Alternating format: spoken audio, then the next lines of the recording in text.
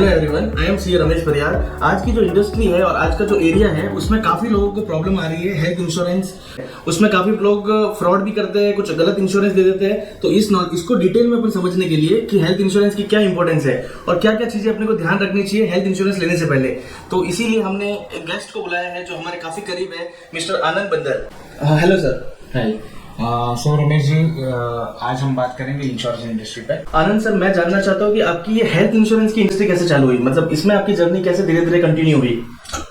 So basically मैं banker था पहले। ओके, ठीक है। सो 2017 साल में मुझे कुछ मेजर हेल्थ इश्यूज हुए थे। ओके, सो मैं मुंबई के लीलावती हॉस्पिटल में एडमिट था उस टाइम। ओके। तो उस टाइम पे मेरे पास कंपनी का जो कवर था, हाँ। जो 8 लाख का कवर था उतना ही था मेरे पास। ओके। ठीक है। बट मेरा बिल आया 25 लाख। ओह, ठीक है। सो ऊपर के जो भी डिफरेंस है मुझे जेब से भरना पड़ा। बराबर है। सो उसके बाद कुछ फाइनेंशियल क्राइसिस आए मुझे और मेरी फैमिली को फेस करने पड़े। राइट। क्योंकि पोस्ट हॉस्पिटलाइजेशन भी खर्चे बहुत ज्यादा होते हैं। Right sir. तो उसके कारण मुझे बहुत सारे फाइनेंशियल क्राइसिस हमारे Face सामने करने फेस करने पड़े। तो मैंने ये सोचा कि अगर मेरे पास पूरा का पूरा 25 लाख का या फिर 30-40 लाख का इंश्योरेंस कवर होता तो Right. मेरे पूरे के पूरे पैसे बच जाते। राइट ठीक है। सो ये मैंने सोचा तो मैंने एक चीज पे ध्यान दिया कि अगर मेरे जैसे बैंकर के साथ ऐसा हो सकता है, राइट। बीइंग अ बैंकर मेरे साथ अगर ऐसा हो सकता है, तो नॉर्मल अलग अलग इंडस्ट्री में जिनको फाइनेंशियल नॉलेज कुछ नहीं है, कुछ भी नहीं है। राइट। इंश्योरेंस का इंडस्ट्री का नॉलेज कुछ नहीं है, बराबर। उनके साथ उनको भी तो ये प्रॉब्लम फेस करनी है 100%। मेरे को एक क्वेश्चन था कि हेल्थ इंश्योरेंस का रियल मीनिंग क्या होता है, और एक इंडिविजुअल पर्सन है जैसे मैं हूँ या कोई भी पर्सन है इंडिविजुअल, तो उसको क्यों जरूरी है? ओके, हेल्थ इंश्योरेंस का मीनिंग उसी में छुपा हुआ है। Okay. उसी शब्द में छुपा हुआ है। हेल्थ इंश्योरेंस मतलब अपने हेल्थ का insurance. Okay, right. Food poisoning हो गया, उसका एक्सीडेंट हो गया, ठीक है, उस चीज के इलाज के लिए उसे अगर हॉस्पिटलाइज होना पड़ रहा है, राइट। ठीक है, सो जो भी हॉस्पिटल का जो भी खर्चा आएगा वो आपकी इंश्योरेंस कंपनी देगी, अगर आपके पास इंश्योरेंस है तो। हेल्थ इंश्योरेंस है तो। ओके। ठीक है। उस पर्सन को कुछ इंश्योरेंस कंपनी को एक ईयरली बेसिस पे कुछ पेमेंट देना होता है। वो बड़ा अमाउंट होता है कि जस्ट नॉमिनल अमाउंट होता है? वो आप देखा जाए तो नॉमिनली होता है। ओके। अगर आप बिल देखोगे हाँ, हॉस्पिटल का, ओके। तो उसके सामने आपको नॉमिनल लगेगा। बहुत छोटा अमाउंट है। बहुत छोटा अमाउंट ओके। है। तो उसमें उसको भी आप मंथली कन्वर्ट कर सकते हो, क्वार्टरली कन्वर्ट कर सकते हो। ओके। 6 मंथली हो सकता है, अच्छा। हाफ ईयरली हो सकता है और ईयरली भी हो सकता है। Okay, right. ठीक है। तो that is called health insurance premium. आप कुछ एक कोई रियल लाइफ स्टोरी बताएंगे, मतलब आपके रिलेटेड हो या आपकी फैमिली में हो या आपके कुछ किसी क्लाइंट में कुछ हुआ हो? अच्छा, तो कि इंपॉर्टेंस, मतलब आपको लगे कि नहीं हेल्थ इंश्योरेंस अगर ये नहीं होता तो आज इनकी पूरी लाइफ एकदम पूरी रिस्क पे आ जाती। यस, ये अभी रिसेंटली हुआ है एक केस। ओके। जैसे कि रिसेंटली 2 या 3 महीने पहले ही मेरे क्लाइंट ने मेरे से हेल्थ इंश्योरेंस करवाया था, 10 लाख का कवर लिया था। ओके, ठीक है। उन्होंने पूरा फैमिली का कवर लिया। अभी क्या हुआ, 15 दिन पहले मुझे उनका कॉल आया कि मेरी तबीयत बहुत खराब हो गई है, मैं हॉस्पिटलाइज हो रहा हूँ। ओके, ठीक है। तो मैंने बोला कि आप बस एक काम करो, हॉस्पिटल से बात करो मेरी जो भी रिसेप्शनिस्ट है, या क्योंकि वो थे मुंबई में और मैं था पुणे में, तो इमीडिएटली मैं मुंबई जा नहीं सकता था। आप सिर्फ हॉस्पिटल वालों से बात करवा दो। तो मैंने बात की तो वहाँ पे कैशलेस क्लेम नहीं था उसमें। ओके, ओके, ठीक है। तो मैंने उनको बोला कि बस आप आपका इलाज करवा लो, हम बाद में जो भी पैसा है वो रीइंबर्स करवा देंगे। ओके। 2 दिन पहले ही हमने रीइंबर्समेंट के लिए उसका डाला है केस। ओके। ठीक है। तो आ जाएगा एक 10-15 दिन में उनको रीइंबर्समेंट आ जाएगा। राइट। मतलब अगर हेल्थ इंश्योरेंस नहीं होता तो एक पूरा एक बड़ा अमाउंट इनकी पूरी लाइफ डेंजर में आ जाती। इनके पूरे कुछ 4-4.5 लाख का बिल हुआ था। ओके। तो उनका पूरा जेब से जाता। राइट। तो समझो आपके पास आपके सेविंग्स आपने की है 7-8 लाख रुपए, राइट। तो उसमें से 4-4.5 लाख रुपए आप वही लेके इसी चलेंगे। में भर रहे हो। हाँ। ठीक है। अभी यहाँ तक सीमित नहीं है। राइट। उसके बाद मेडिकेशन उनके चालू है। 15-20 दिन मेडिसिन पे रहेंगे वो। उसके बाद वापस वो फॉलोअप के लिए जाएंगे डॉक्टर के पास। ये सब भी कवर होता है इसमें? ये सब भी कवर कर सकते हैं। Okay, right. तो इसमें जो हेल्थ इंश्योरेंस इंडस्ट्री जो अभी अपन डिस्कस कर रहे हैं, क्या इम्पैक्ट टेक्नोलॉजी का इसमें आया है? हेल्थ इंश्योरेंस की इंडस्ट्री को पूरा चेंज कर दिया है उन्होंने। स्टार्ट किया था जब इंडस्ट्री में एंटर किया था मैंने, राइट। तब एक आप समझो आपकी पॉलिसी निकाल गए। बराबर। आप रहते हो बानेर में, मैं रहता हूँ इंजाबरी में। हाँ। ठीक है। तो मेरे को हिंजेवाड़ी से बाने जाना पड़ता था, आपकी पूरा फॉर्म भरवाना पड़ता था, फिजिकल फॉर्म भरवाना पड़ता था, उस पर आपकी सिग्नेचर होनी चाहिए। बराबर। उसके बाद 2 दिन के बाद आपका टेस्ट का आपकी मेडिकल टेस्ट होती थी, तो उसके लिए आपको खुद को डॉक्टर के पास लेके जाना पड़ता था मुझे, क्योंकि मेरे को सर्विस देनी है। बराबर, राइट। तो खुद को लेके जाना पड़ता था। ठीक है, तो भी ऐसा कुछ नहीं है। अब मैं एजेंट में बैठ के, मतलब पुणे में बैठ के मैं बेंगलोर का भी इंश्योरेंस निकाल सकता हूँ। अच्छा, ओके, फोन पे। बराबर। ठीक है, बस मुझे आपकी इंश्योरेंस, आपकी सिर्फ इन्फॉर्मेशन चाहिए होगी, डिटेल्स चाहिए होगी। ठीक है, वो मुझे फीड करने हैं मेरे एप्लीकेशन पे, मेरे सर्वर पे। तो उसके बाद वेरी नेक्स्ट डे आपको डॉक्टर की अपॉइंटमेंट मिल जाएगी near by your area.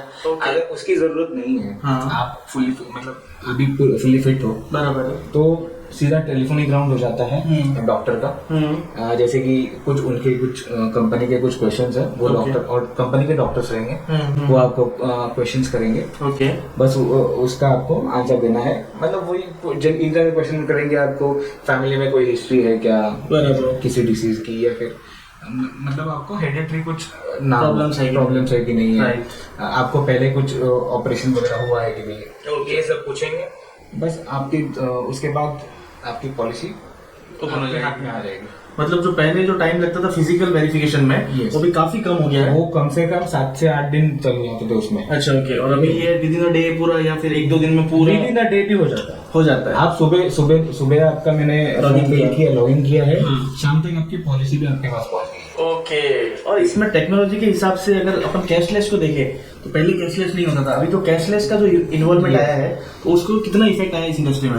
Cashless का यही फायदा है कि आपको जेब से 1 रुपया खर्चा करना नहीं पड़ता। मतलब आप जैसे हॉस्पिटल में जा रहे हो, खाली आपका कार्ड दिखाओ और आपको पूरा वहां से फंड रीइंबर्स हो जाएगा। नहीं, आपको कुछ करना ही नहीं, आपको डायरेक्टली कंपनी के अकाउंट, हॉस्पिटल के अकाउंट में आपके पैसे आ जाएंगे। अच्छा, ओके। अपने को कुछ प्रॉब्लम नहीं है, आपको कुछ देने की जरूरत नहीं है। थोड़ा सा आप हमें एक्सप्लेन कीजिए कि हमें क्या क्या प्लान इसमें, हेल्थ इंश्योरेंस में क्या क्या टाइप के प्लान होते हैं? जी देखो, फर्स्ट ऑफ ऑल तो ये होता है इंडिविजुअल प्लान। ओके, ठीक है, जैसे कि एक आदमी का, एक इंडिविजुअल का उसमें खुद प्लान है। ओके, बराबर। उनको लगता है कि फैमिली मेरी पूरी कवर होनी चाहिए, राइट, तो उसके लिए है फैमिली फ्लोटर प्लान। ठीक है, जो मैं हूँ, मेरी मॉम डैड है और मेरी वाइफ है और मेरे बच्चे हैं, तो उन सबका मैं कवर ले सकता हूँ। ओके, तो उसमें भी 2 टाइप्स है, एक फैमिली फ्लोटर और एक मल्टी इंडिविजुअल। ओके, ठीक है, तो उन दोनों का मतलब मैं आपको समझाता हूँ। समझो मैंने कवर लिया 5 लाख का, बराबर, उसमें मैंने फैमिली फ्लोटर लिया। ओके, मेरे मम्मी डैडी का, और मेरे वाइफ का, और मेरे बच्चों का। ठीक है, तो उसमें अगर कोविड जैसी सिचुएशन आ गई, तो पूरी फैमिली एंडिंग हो गई, तो उसमें क्या होता है कि वो 5 लाख में ही मुझे सर्वाइव करना है। ओके, तो ऐसा नहीं है कि मेरा 5 लाख है, मेरे पापा का इंडिविजुअल नहीं, ओवरऑल एक 5 लाख के लिए। यस। ओके, तो उसके लिए एक अलग प्लान है जो कि थोड़ा सा कॉस्टली जाता है फैमिली फ्लोटर से, राइट, बट वो हर एक इंसान को कवर देता है, हर एक फैमिली मेंबर को कवर देता है। That is called multi individual family. मतलब जैसे 5 लाख का सबको अलग सेपरेट कवर मिलेगा। यस। ओके, कोई 60 ईयर्स के अबव है। ओके, तो पहले क्या होता था, 60 ईयर्स के अबव पहले इंश्योरेंस मिलना मुश्किल हो जाता था, क्योंकि 60 ईयर्स हो गए तो समझो कि डायबिटीज, बीपी ये नेचुरली आ जाती है, राइट। तो पहले कंपनी का भी लॉस है, उसका भी लॉस है। यस। तो पहले कंपनीज वो अलाउ नहीं करती थी, अभी सीनियर सिटीजन्स के भी अलग से प्लान आने लग गए कि आप पहले ही डिक्लेयर करो कि क्या क्या प्रॉब्लम है आपके। हाँ, आप सीनियर सिटीजन हो, तो कोई प्रॉब्लम नहीं है आपको, उसमें बीपी शुगर भी इंक्लूड कर लेते हैं। ओके, प्रीमियम थोड़ा सा हाई जाता है, थोड़ा कवर सब कुछ हो जाता है, बट उसमें कवर हो जाएगा आपका। ओके, बट उसमें एक क्लॉज है कि डायग्नोज नहीं होना चाहिए पहले। अच्छा, ओके, मतलब कोई ऑपरेशन ओपन हार्ट सर्जरी हो गया या फिर बाईपास, एंजियोप्लास्टी वगैरह होगी, राइट, ये अगर होता है तो आपको इंश्योरेंस कवर नहीं मिलेगा, क्योंकि वो हाई रिस्क प्रोफाइल है, राइट।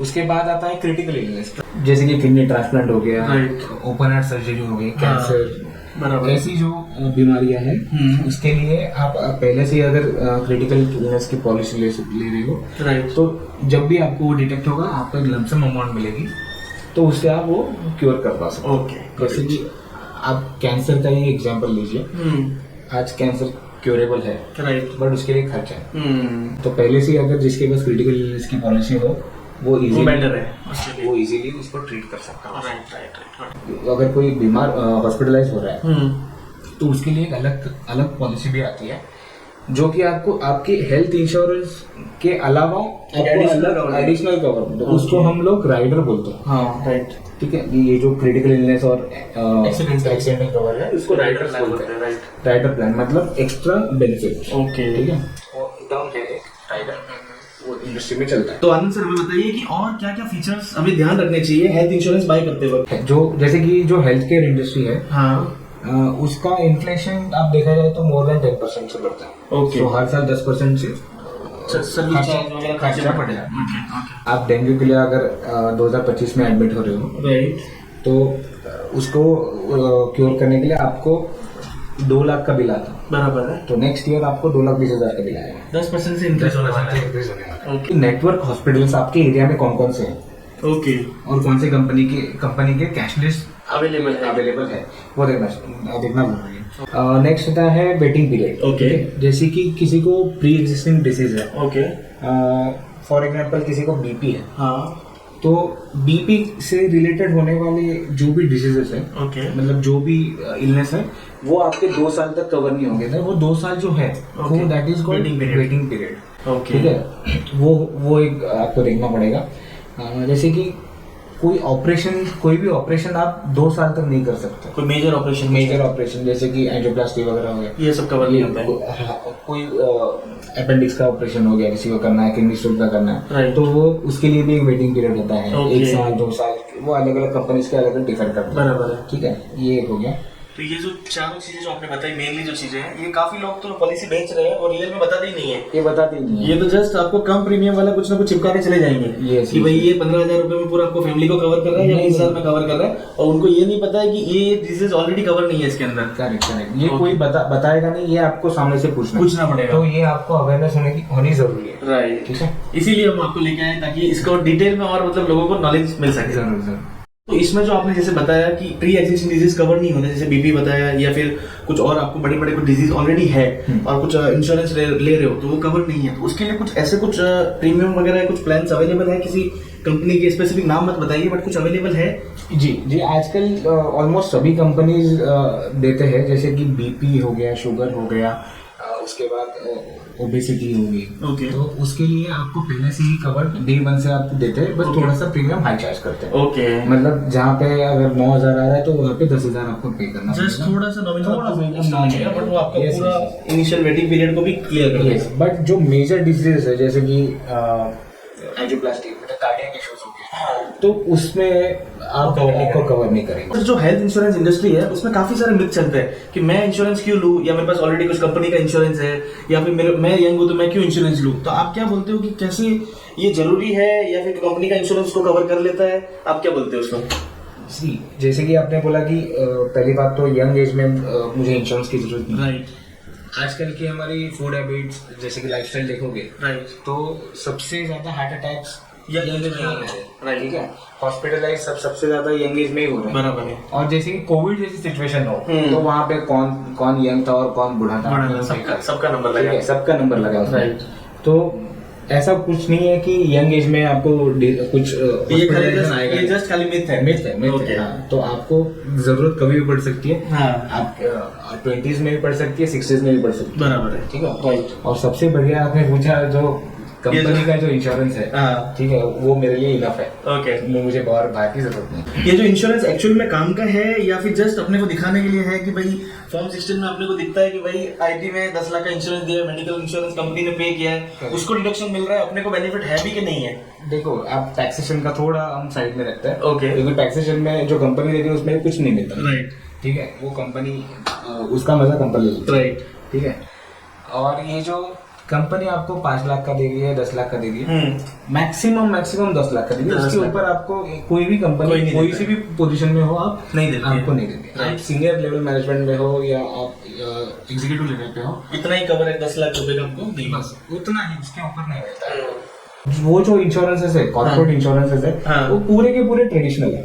अच्छा, जैसे कैसे? कि आप कॉर्पोरेट इंश्योरेंस करो और जो ट्रेंड्स अभी मार्केट में चल रहे हैं, नए नए ट्रेंड्स आ रहे हैं इंश्योरेंस इंडस्ट्री में, ओके। उनसे कंपेयर करो। आप देखोगे कि वो बहुत पुराने हैं। मतलब कुछ कवर ही नहीं है या फिर कुछ ये बहुत एजेड जिसमें पहले बने हुए कैपिंग हैं। डाली हुई है। फॉर एक छोटा सा एग्जांपल देता हूँ मैं हाँ। आपको। बड़े बड़े हॉस्पिटल्स में प्राइवेट रूम के लिए बेड की कैपिंग होती है, ओके। ठीक है। हाँ। फॉर एग्जाम्पल 10,000 रुपया अगर आपका रेंट है पर डे का, ओके। तो ये जो कॉर्पोरेट इंश्योरेंस है वो बोलेगी कि हम सिर्फ आपको 2,000 तक ही भाड़ा देंगे पर डे का। ऊपर का, पर डे का। आप ऊपर का आप बेयर करो अपने जेब से। और अभी आजकल नॉर्मल आप देखोगे तो नॉर्मल जो बेड है कंपनी के वगैरह है जो मतलब हॉस्पिटल्स में Hospitals है में। मिनिमम 5,000 मिनिमम 5,500 रुपए मुझे लगते हैं। मिनिमम 5,000 के। Okay. मिनिमम बोल रहा हूँ, 5,000 रुपीज पर डे का हॉस्पिटलाइजेशन का एक्सपेंस है ही है। हाँ, टीयर 1 हॉस्पिटल्स में जाओ तो अब 10,000, 12,000, 15,000 ऐसे ही बेड्स हैं। राइट। ठीक है। जैसे कि आपके पास कंपनी का 5 लाख का कवर है, राइट। तो आप और 10 लाख का कवर लो या फिर और 5 लाख का कवर करके उसको 10 लाख बना दो। अलग से ले लो मैं अलग से 5 लाख ले लो, या फिर एक उसमें समझो आपके 10,000 का प्रीमियम आएगा। For example I am telling 10,000 का प्रीमियम आएगा, तो उससे अगर सस्ता आपको करना हो तो एक और तरीका है। Okay. जैसे कि आप सुपर टॉपअप इंश्योरेंस ले सकते उसी पॉलिसी के ऊपर एक मैं टॉपअप और ले सकता हूँ। हो। नहीं, उसका कॉन्सेप्ट थोड़ा अलग है। ओके। तो आपके पास 5 लाख का कवर ऑलरेडी है कंपनी का, तो आप नया इंश्योरेंस देते हो, टॉपअप करते हो, कंपनी को, इंश्योरेंस कंपनी को ये बोलोगे कि 5 लाख तक का जो बिल आएगा मेरे हॉस्पिटल का, वो मैं खुद मेरे जेब से बेयर करूंगा। Okay. चाहे मैं वो कहीं से भी करूँ, वो उस कंपनी से करूँ, मतलब पुराने कॉर्पोरेट इंश्योरेंस से करूँ या फिर मेरे कहीं जेब से से करो करूँ। उसके ऊपर जो होगा वो। हाँ, और वो 5 लाख के ऊपर जो भी बिल आएगा, 10 लाख तक, 15 लाख का जो भी आपका पॉलिसी कवर कर रहे हो, वो आपकी वो सुपर टॉपअप पॉलिसी देगी। ओके, ये नया चीज है जी। तो ये आप कर सकते हो। उसका प्रीमियम आधे से भी कम आता है। जो टॉपअप के मतलब जो सुपर टॉपअप अपन कर रहे हैं। हाँ, उसका प्रीमियम बहुत कम आता है मतलब। बहुत कम आता है, नॉर्मल पॉलिसी के आधे से भी कम आता है। सिर्फ कॉर्पोरेट वालों को नहीं, आप जिसके पास पहले से 5 लाख का कवर है, उसको लग रहा है कि मुझे और भी इंक्रीज करनी है तो वो भी ऐसे कर सकते हैं। ओके। तो आनंद सर, जो आजकल लोग बोलते हैं कि इसमें कुछ टैक्सेशन का भी बेनिफिट मिलता है अगर अपन हेल्थ इंश्योरेंस लेते हैं, तो क्या ये सच है या? अंडर सेक्शन 80D में आपको बेनिफिट मिलता है इनकम टैक्स में। ओके, ठीक है। तो वो कैसे मिलता है वो मैं आपको समझाता हूँ। Yes, please. जैसे कि आप खुद के लिए इंश्योरेंस ले रहे हो, तो आपका खुद का, आपके वाइफ का और आपके चिल्ड्रन का, ये आप 25,000 तक ले सकते हो। Okay. ठीक है। तो ये 25,000 हो गए। मतलब जो भी प्रीमियम आएगा वो 25,000 तक का आप डिडक्शन ले सकते हो। ठीक है। उसके बाद आपके माता पिता के लिए आप अगर इंक्लूड कर रहे हो इंश्योरेंस, तो उनका जो प्रीमियम आएगा वो 25,000 तक आप और ले सकते हो, डिडक्शन ले सकते हो। ये हो गया 50,000, 50,000। तो इसमें और एक ट्विस्ट है, अगर आपके माता पिता की एज 60 अबव है, सीनियर सिटीजन हो गए, ओके, तो उनके लिए एक प्रोविजन एडिशनल है कि एडिशनली आप, क्योंकि उनका जैसे कि आपने देखा कि सीनियर सिटीजन का थोड़ा सा ज्यादा आता है प्रीमियम, राइट, तो उसके लिए इनकम टैक्स ने भी एक प्रोविजन बढ़ा दिया कि उनका 25,000 से लिमिट बढ़ा दी है, 50,000 कर दिया। ओके, मतलब आपको टोटल बेनिफिट मिलेगा 75,000, 75,000। राइट। तो अगर आपके पास 75,000 का ये जो डिडक्शन मिल रहा है, तो आप आपके टोटल इनकम में से आप वो डिडक्ट कर सकते हो, इतना टैक्स आपको कम भरना है। 75,000 में आपका टैक्स कम आएगा, 24 लाख स्लैब आपका डिपेंड होता है। आनंद सर, जो टर्म प्लान जो आजकल लोग बोलते हैं कि टर्म प्लान लेना चाहिए नहीं लेना चाहिए, वो क्यों जरूरी है, लेना चाहिए या नहीं लेना चाहिए? 10 लाख रुपया साल का कमा रहा हूँ, तो मेरे पास at least 20 times of my annual income ये अपना कवर होना चाहिए। हाँ, आज मेरी 10 लाख की इनकम से मेरी फैमिली का गुजारा चल रहा है, लाइफस्टाइल चल रहा है। राइट। तो सेम लाइफस्टाइल आगे के 20 साल तक वो चलती रहे। ओके, ठीक है, इसलिए वो 20 टाइम्स होना चाहिए। Okay, but minimum to minimum 10 times तो होना ही चाहिए। जैसे कि 10 लाख का 20 टाइम्स करो तो 2 करोड़ हो गए। हाँ, but minimum to minimum 10 lakh तो होना ही चाहिए। तो ये हेल्थ इंश्योरेंस कितना रोल प्ले करता है इस फाइनेंशियल प्लानिंग को मेंटेन करने में? जो मुझे 17 लाख रुपए जेब से भरना पड़ा, राइट, ठीक है, तो उसके वजह से मुझे फाइनेंशियल क्राइसिस को फेस करना पड़ा।